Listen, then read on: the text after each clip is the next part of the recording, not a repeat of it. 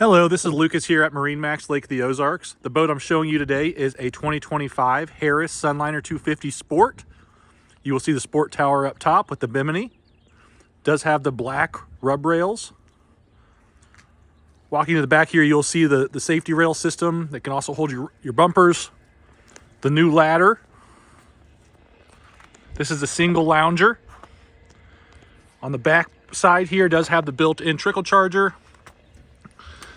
Climbing up on the boat here, you'll see it is a dual helm, so you got your co-captain's chair, multi-positional seat.